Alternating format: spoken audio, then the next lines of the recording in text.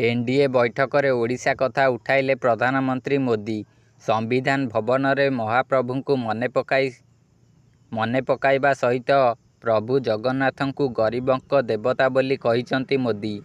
ଖାଲି ସେତିକି ନୁହେଁ, ଏଥର ଓଡ଼ିଶାରେ ଯେଉଁଭଳି କ୍ରାନ୍ତି ଦେଖିବାକୁ ମିଳୁଛି, ତାକୁ ଦେଖି ଆଗାମୀ 25 ବର୍ଷ ଭିତରେ ମହାପ୍ରଭୁଙ୍କ କୃପାରୁ ଓଡ଼ିଶା ଦେଶର ବିକାଶ ଯାତ୍ରାରେ ଇଞ୍ଜିନ୍ ହେବ ବୋଲି କହିଛନ୍ତି ନରେନ୍ଦ୍ର ମୋଦି।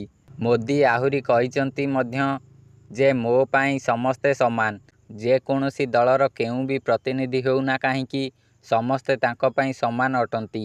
ଏହା ହିଁ 30 ବର୍ଷ ଧରି ଏନ୍ଡିଏକୁ ମଜବୁତ କରି ରଖିଛି ବୋଲି ମୋଦି କହିଛନ୍ତି।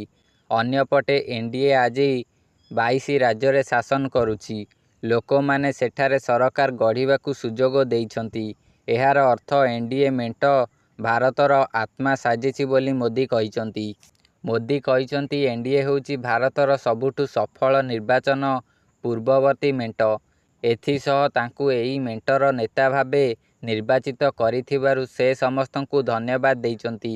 ଏଥିସହ ନୂଆକରି ବିଜୟ ହୋଇ ଆସିଥିବା ସମ୍ପାଦକୁ ଧନ୍ୟବାଦ ଦେଇଛନ୍ତି ମୋଦି। ଆଉ କହିଛନ୍ତି ଏହା ତାଙ୍କର ସୌଭାଗ୍ୟ, ସର୍ବସମ୍ମତି କ୍ରମେ ତାଙ୍କୁ ନେତା ଭାବେ ନିର୍ବାଚିତ କରାଯାଇଛି।